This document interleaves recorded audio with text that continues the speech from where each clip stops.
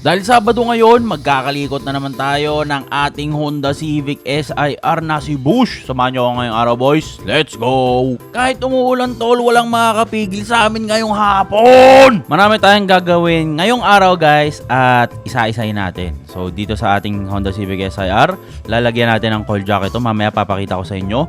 Dito naman sa Hilux natin, magkakabit tayo ng taillight dahil inalis ko muna dahil may kinakalikot ako.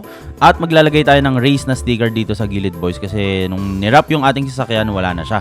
Ito yung kanyang itsura, boys, kapag naulan, tol, napaka-pogi talaga kapag all white, pag puti yung grill, boy, lang nakaganyan, wala pa akong nakitang iba Mag-hello muna kayo dito sa mga unnamed creatures sa ating table dahil nanggugulo sila. Ito yung ikakabit nating mga coil jacket para sa ating shocks sa ating sasakyan. At sa kabilang banda naman ng mundo, may nangangalikot dito. Siya na daw magkakabit ng kanyang taillight, boys. Madali lang naman ito ikabit.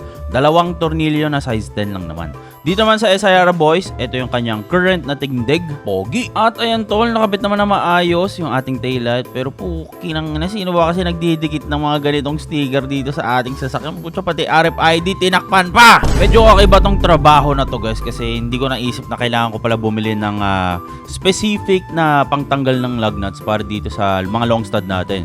Kasi ito ginagamit ko, tol, putya, parang nabubungin niya lang yung mga dulo, kinang nasayang yung binili nating mga lug nuts So meron tayo ditong isa pa, yung medyo mas bago-bago yung itsura niya, tol. Ito yung medyo mas pumapasok dun sa dulo ng ating lug nuts para matanggal natin siya. Makalipas ang putang halos 1 oras kami nagtatanggal nito, nabungi na lahat ng mga lug nuts natin. Naluwagan na natin siya, boys, at ito na, magja-jack na tayo. Bakit ba tayo maglalagay ng coil jacket, boys? Syempre, tag-ulan na, kailangan natin protektahan ng ating mga coil overs. Papakita ko sa inyo mamaya. At para safety first, gumamit tayo ng jack stand dito sa likod, boys. Tapos sa harap naman, magja-jack lang tayo. At syempre, tinutulungan tayo ni Jana dahil bida-bida na naman siya. Kaya niya daw itong mag-isa. Kapag magja-jack kayo, boys, huwag nyong kakalimutang tanggalin ang pang-pump ng ating jack, no? Kasi kapag natamaan mo yan po siya, sa pool bingo! At sa sobrang tagal nga nung pagtanggal ng lug nuts, inaabot na kami ng ambon, tol. Anyway, ito yung gamit nating coil overs, boys. Ito ay BC Gold. Pero bago natin balutan to ng coil jacket, syempre lilinisin muna natin to, boys. At gagamitan natin to ng pressure washer para matanggal lahat ng libag, dumi, mga batong maliliit. Syempre, bida-bida na naman. Siya na naman daw magbubuga. Wala na akong nagawa dito sa vlog na to. At kumuha pa talaga ng bangko. Putya, inupuan na. Wala na tayong magagawa dyan, tol. Anyway, ito yung gagamitin nating sabon, boys. Sa mga magtatanong, dahil wala tayong degreaser, boys, ang ginamit lang natin dito, yung sabon panlaba, tol. Excited pa naman ako gumising ng umaga kasi may gagawin ako. Putya, sabi ko kahit umuulan, tol, babanatan ko yung shocks ko. Lilinisin ko yan, putya. Ginamit pa yung toothbrush ko. Hayop na yan. Dito lang tayo sa kabilang side, guys, sa rear part ng ating sasakyan. Dito, boys, naka-coil over din tayo. At kita nyo naman, tol, sobrang daming alikabok, di ba? Tara, balutin natin, pero linisin wala muna natin to, boys. At ito na, binigyan ko na ng proper tool ng panghugas ng chupon. Pucha, sabi ko, akin na yung toothbrush ko, gagamitin ko pa yan. Ito na lang yung gamitin mong pangkuskus dyan sa coilover natin para mas maganda ang paghagod, no? Kahit napakasigip niyan, tol, kailangan natin masuksok lahat. Yung likod naman, banatan na natin ng tubig, boys, para masimulan na rin at sana wag na siya pumunta dito sa likod, no? Akin to Gusto kong may kalikutin dito Sana dyan na lang sa harap. Sa'yo na yan. Tignan mo naman yung bounce ng tubig na yan. Tol, halos hindi na dumikit, Mag-aaway ba kayo ng tubig, tol? Guys, umuulan na ng mga panahon na to pero wala akong pake. Tuloy ang laban. Sa paglilinis ng coil over, boys, meron ditong goma. Ayan, itaas nyo to kasi minsan naiipitan to ng bato. Ito yung nagkukos talaga ng mga leak, Ewan ko, no, feel ko lang talaga, hindi ko sure kung totoo yan, pero yun yung paniniwala ko kasi dun sa taas, dun sumisingit yung mga bato. Ngayon, kapag yung bato umipit dun sa shocks, tapos yung goma medyo worn out na, putya, na, aabutan ka na. Diba? So, habang nandito tayo sa ilalim, kuskusin na natin ang pwedeng kuskusin dito sa coilover natin para pagkalapat ng coil jacket, malinis na malinis. At syempre, after nyan, bugahan na natin ang napakalakas na pressure washer ang ating kinuskos. Itago muna natin yung toothbrush natin, boys. Siyempre, gagamitin pa natin yan. Banatan natin ng malakas na tubig, boy, para matanggal lahat ng pinagkukuskus natin. Ang importante dito, boys, yung mga bato talaga na maliliit. Yan talaga yung mga dapat na maalis natin. Tignan mo naman, tol, hanggang bumper, tol. Hindi dumidikit yung tubig na yarn. Hanggang fender, hanggang pinto. Pucha, inabot na ata ng kalawang yung jack natin. Nakalimutan ko tanggalin. At may tao na naman dito sa likod. Gusto niya pa talagang gamitin yung sabon, tol.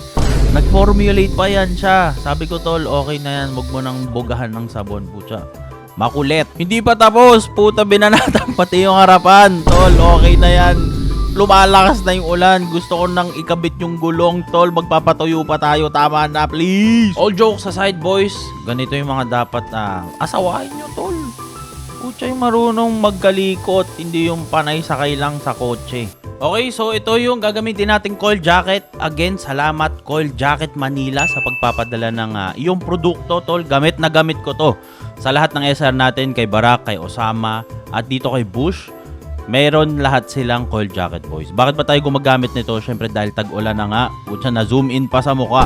Ito yung kanilang Facebook page, boys. Kung gusto nyo umorder ng coil jacket, meron yan readily available anytime. Lalamove kung gusto nyo. Kung paano naman siya install, guys, and dito sa likod na part ng ating SR. Napakadali lang naman, boys. Magsimula kayo sa likod. Tapos, i-make sure nyo lang na ma-velcro nyo ng maayos. Yung velcro naman na ito, boys, sobrang tigas talaga po. Tsaka akala mo yung hindi mo na matatanggal kapag nagdikita na yung dalawa eh. Akala mo si John Lloyd at China eh. Tapos, ikutin nyo lang hanggang sa ma-reach nyo yung top of the world. Diba? Ayan, oh. Napakaganda at napakadaling i-install, boys. Useful na useful talaga to, lalo na ngayon tag-ulan kasi ayaw natin na nababasa palagi yung coilover, tol. Ang mahal niyan, ang mahal magpagawa ng coilover, ang mahal ng coilover, di ba?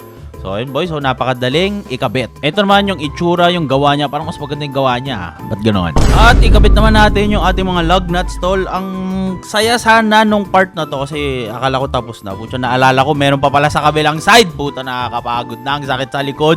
Basang-basa na yung ulo ko pati damit ko. Ba't kasi tag-ulan pa ngayon? And eto naman ang kanyang itsura, boys, kapag nakabit natin. Ayun, no? Halos hindi mo makikita, di ba? Protected as fuck. At eto na naman siya. Napakayabang niya talaga, boys. Sabi niya sa akin, papakita niya daw paano daw ikabit yung gulong ng mag-isa, tol. Mabigat yan.